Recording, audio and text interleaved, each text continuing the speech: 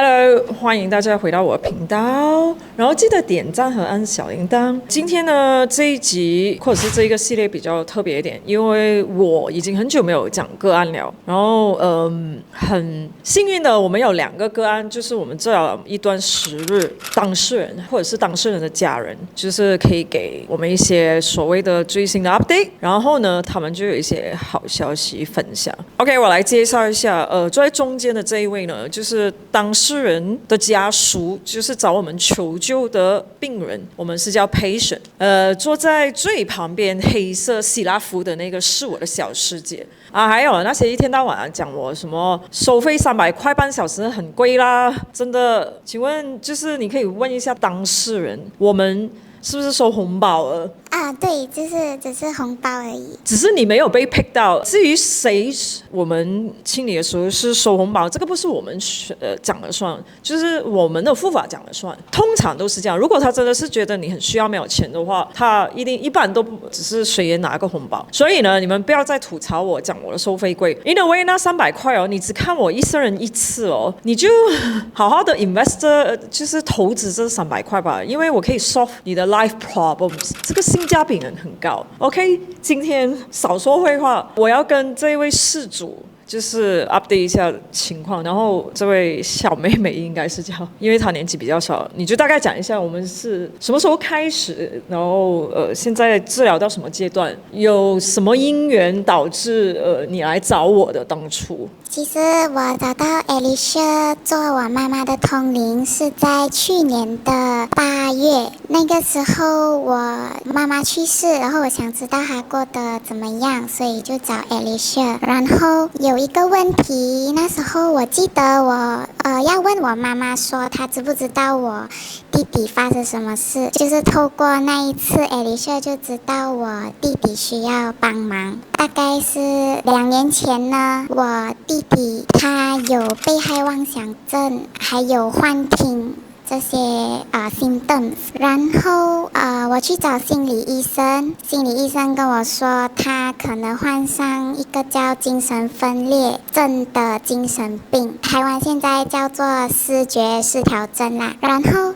我那个时候透过跟 Alicia 通灵， Alicia 答应说要帮我弟弟，所以过后我们就有进行这个清理对，清理。其实这样子，如果没记错的话，当时候他弟弟已经疯掉，然后露宿街头，有一段时间基本上他真的是睡在街上，在 Pavilion KL， 就是 randomly 这样子 roaming around， 然后他去跟他弟弟讲要带他回家，他会发疯，对吗？那一边你可能要解释一下他到底发生什么。他是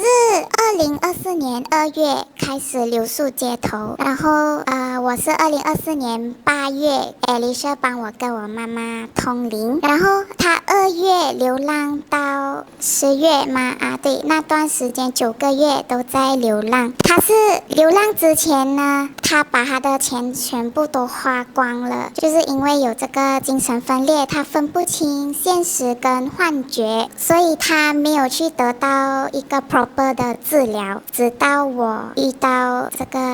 老师给我清理我弟弟的所有阻碍他前进的那些路障，然后他现在就是慢慢好起来这样子。我可以问你弟弟现在是什么情况？这个可能小师姐坐在旁边，那看不到脸的，就是小师姐。你们可以看到他希腊服，这个我可能就是请教一下小师姐吧。我们就是从8月开始清理嘛，对吗？然后那时候就是他来找我的时候，他是蛮绝望的啦，因为他已经用了很多方式，就是找了很多人来帮忙。然后其实这个对我来说，其实这个 case 也是蛮棘手的，因为那时候他来找我的时候，我也不知道怎么帮他，因为这个情况呢，就是好像这种情况就好像需要一个奇迹这样子，因为他的弟弟已经是在流浪了嘛，就基本上不知道他在哪里，人也不知道他在哪里，就是人生人死也不知道是不是生是死这样子。所以其实他来的时候，我也是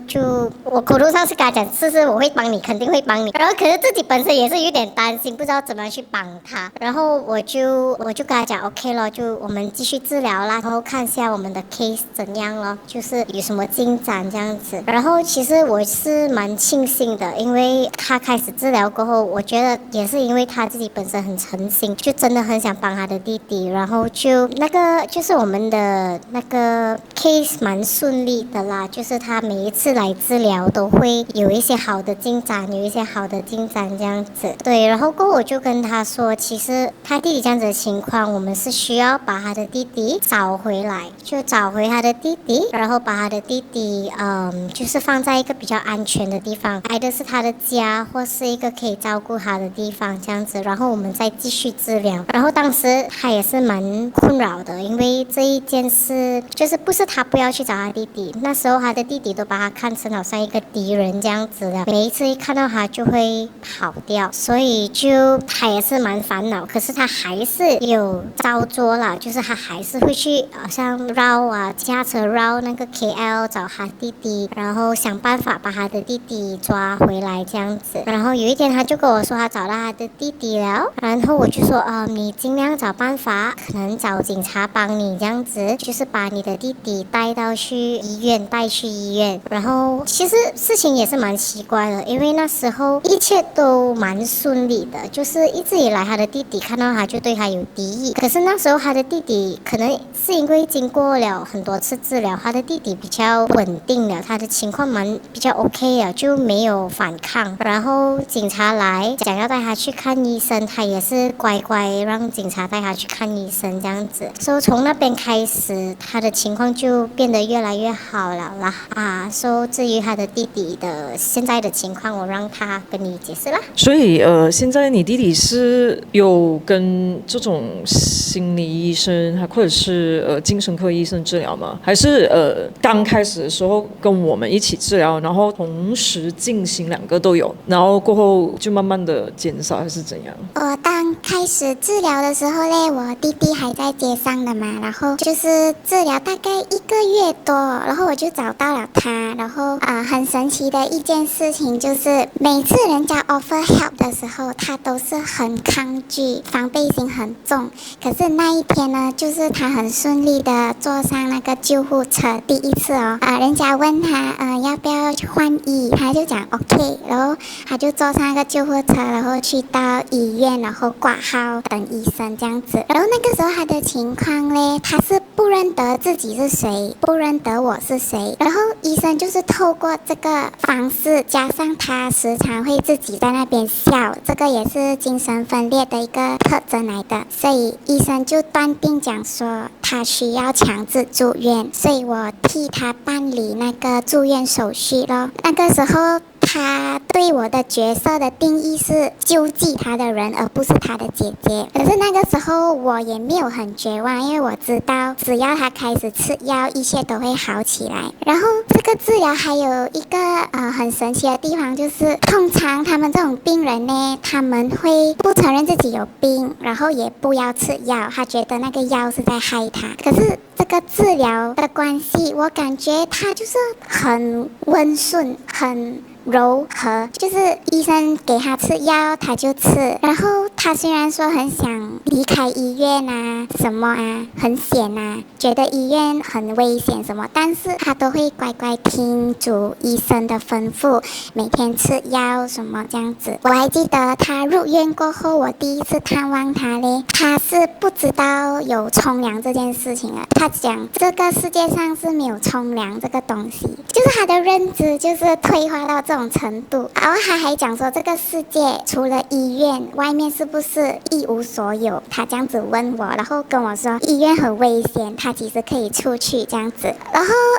我看了他过后呢，医生就有找我讲话，医生就讲说他这个其实是很严重来的，就是他的精神分裂很严重，就是他讲需要一段时间吃药，大概2-3个月他才会慢慢恢复一点的那个认知。然后后 OK， 我们就是医院从11月9号住到11月19号，医生就断定他讲说可以稳定了，可以出院。然后我安排他到那个一间 home care 这样子，他也是很听话，他也不会半路跑掉还是什么，他都好像很信任他们这样子，跟着他们去到那个 home care， 然后继续吃药，那边有人监督他的3餐，他的吃药，他的作息这样子。然后慢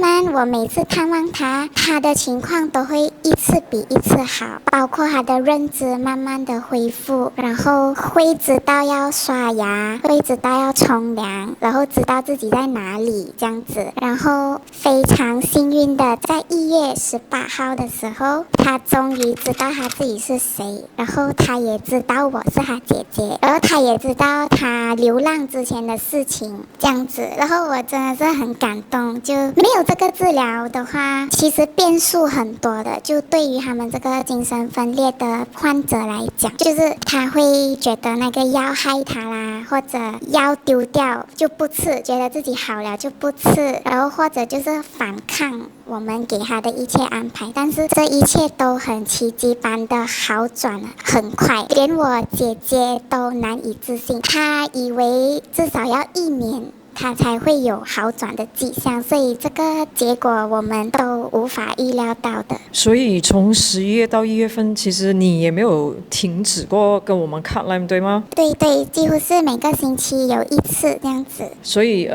各位观众朋友们哦，我不懂你们去哪里啊？就是很多时候，你看我们做一个 case 哦，这个事主算是比较幸运的，因为我们之前也有接过精神和这种类似的病人，然后有一些是时间很久了，他弟弟算是比较就是犯病的时间比较短，所以这个治疗的 speed 可以就是在11月到1月份这么短的1-2个月的时间里面，就是慢慢的恢复正常。你们看哦，我们做的是算是玄学的 part， 可是他还有继续吃药啊，然后各种医生的治疗，我们是同时进行的，并没有放弃哪一边说哦吃药不好这样子。有一些精神病很严重的人，他们一定要吃药，因为他们的身体里面就是需要这一种特别的 hormone， 又或者是他需要这一个药去 suppress 他们某种多出来的 hormone。其实这个人的病例不一样，至于这个事主的 case 呢，就是他弟弟那个犯病的时间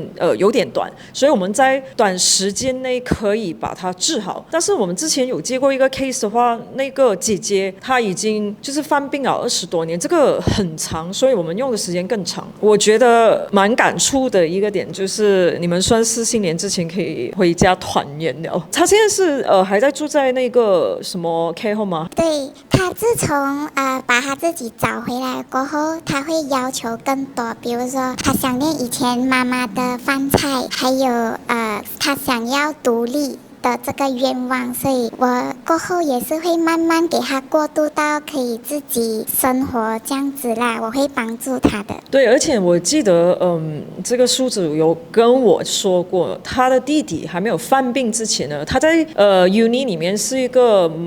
学习成绩蛮好的，但是由于他妈妈的突然离世，这也要提醒一下，他妈妈是单亲妈妈，然后好不容易养活4个孩子，大家都不容易，你们知道单亲妈妈真的是大家都不容易，4个孩子而且，所以他可能受太大的刺激，就是他母亲的离世，他接受不了，就变成了有这个精神分裂症，然后导致后面的一系列的那种逃离家里啊，然后去救济他的时候，我记得他有讲过，他以为他姐姐是不懂什么 FBI， 或者是这个世界上有很多 UFO alien 要抓他这样子，反正其中一个故事他是这样子告诉我，所以恭喜。然后我觉得他继续治疗的话，他肯定会有更好的进展。在我们还没有结束之前呢，就是你有什么要说的，或者是小师姐要补充都可以。我是想说呢，就是其实我跟 Alicia 合作了，现在近有2-3年了吧。然后我们其实也是接了很多个 case 啦，不单只是我们share 出来的那些个案。可是问题是，其实你看这些东西其实是蛮 subjective 的，就是蛮个人的。因为那些来跟我们治疗的病人是吗？他们就好像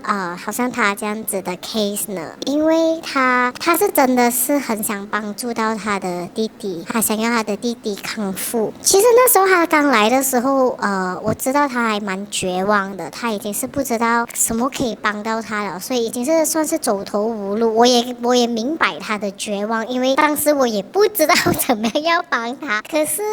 就是因为他有那一个，就是怎么样讲啊，他那个 dedication 有那个决心要帮他的弟弟，然后他也是真的是每一个星期都会治疗。就我觉得这样子，其实很多时候呢，病人需要明白，我们治疗呢，不是说我们可以帮到你的，其实你也需要帮自己帮自己，你也是要有那个毅力继续治疗，然后你也是要有那个耐性，也是要有那个决心继续。就好像他的 case 这样子，他是真的每一个星期都会来找我，所以要是其他病人也是可以做到这一点的话，我觉得大家的问题也是可以解决的，就是不要一直想几时可以完，几时可以解决，其实你也要相信那个过程。我的话嘞，我觉得这件事情必须要自己去做，才有发挥更好的效果。我在许愿的时候，就是许我弟弟能早一点接受治疗，然后我一直在想，到底谁可以带他去治疗？可是我现在看回去，原来那个人是我。我一直在想，这个愿望到底哪一个陌生人会在街上直接拉他去治疗？我其实好像有侥幸的心理，就是许愿这个能不能让一个陌生人带他去治疗？结果我自己去做，还知道那个效果到底有多大。我姐姐还有我朋友，他们或许会觉得我迷信，但是真的是当事人才知道那个力量。我不是没有努力尝试过，我在还没有找 Alicia 跟老师之前呢，我很尽力，就是我为了不要让他把他的妈妈留下来的储蓄给他花完，我跟我姐姐做了很多努力，比如说去找他，重新建立起那个信任，因为那个被害妄想把我们当成敌人了过后，其实那个信任是破裂了的，所以我们找他重新建立的那个过程，其实很不顺利，他会一直逃避我们。还有就是他失踪了，我去找警察，然后警察就是不会通融，一板一眼就跟我说他是你的家属，而且你们又没有住在一起，你是不能叫警察帮你去找你弟弟的。然后我就很无语，就全部人 is not helping me。我那么想要让我弟弟早一点接受治疗，可是都很难。然后还有很多 roadblock， 就是在阻止我去进一步去救我弟弟。我甚至还以为我弟弟是不是就这样完蛋了，他那个时候才20多，24、25岁。我就在想，他的余生就是要在街上这样子过嘛，我很不甘心。可是真的是那个时候8月的时候找到 Alicia 点头讲他会帮我，然后老师最后也点头要帮我，那真的是让我真的是改写这个结局的感觉。所以呢，我可以做一个 wrap up 了。其实我们做所有的 case 都是尽心尽力。你看一个所谓的精神 related 的这个 case 我们的 patient tree 差不多起码从8月到现在，大家自己calculate一下，差不多6-7个月。然后我们没有2次什么 session 就可以解决你的一些人生问题的，就是你前来，你有这个信心，还有这个决心。要变好 ，We're in this together。但是如果你是用一个就是给 Alicia 试试看，我建议你不要来，去那什么其他的庙啊，什么那种哇很厉害的师傅咁一個 session 搞掂收你咁千號啊，你去那一種真的我覺得你應該給這種人騙錢，因為我們也要花很多心機，因為雖然小師姐 cut line 他也要陪同这个整个 journey with the patient， 然后还有他的家属。虽然有一段时间我在英国 ，but you know during the night time， 有时候我们有一些比较严重的 case，I will still dream about it. My soul is not resting. So if you are not serious about getting treatment, don't come to us. 就是你去找那些随便一下搞定那些会快很多。就是你给我那一点钱，或者是怎样，我还要看你脸色。我真的不想做这种东西。而且我这一次回来 full time 是真正帮助那些很想改变自己 ，like you are trying to make your life better， 就是 work with us 100% committed to yourself 这样子的一些 patient。所以呢，就是不要再吐槽我那些什么收费不高、平民啦，各种各样。你们会接下来的系列，这些人我们都是随缘，就是没有要求说要多少钱。我们都是在这里做 charity， 大家都很辛苦 ，but the result is rewarding。现在他弟弟好了，一家人团圆，然后妈妈不在了，他也开始意识到自己要独立，各种各样。他一个大好青年，你要想一下，如果当时候没有找到我们，他说到现在了。他才20多岁耶 ，For the rest of his life, is he going to be like in Tanjung Rambutan or what? So 你们想象一个这样子的后果啊？我觉得我没有什么好讲的，就是今天要做这个 series， 就是要给大家看一下我到底过去那3年出来混个名堂，然后假哑帮人的，我是真的有做东西了。所以呢，就是你们大家自己。考虑好，那不真诚的人，请不要找我，请给人去骗钱。然后我呢，就是觉得这一集呢是蛮有教育性的，因为我们现在算是初15，春节的最后一年，我在这里祝大家就是心想事成。然后你们有什么疑问都是可以在下面 comment 好吗？今天谢谢你们2个来分享 ，OK 啦，就讲到这里啦，拜拜。如今的你是不是人生很迷茫呢？快来参加我是谁线上课程，一起来探讨到这个世界的意义和使命是什么。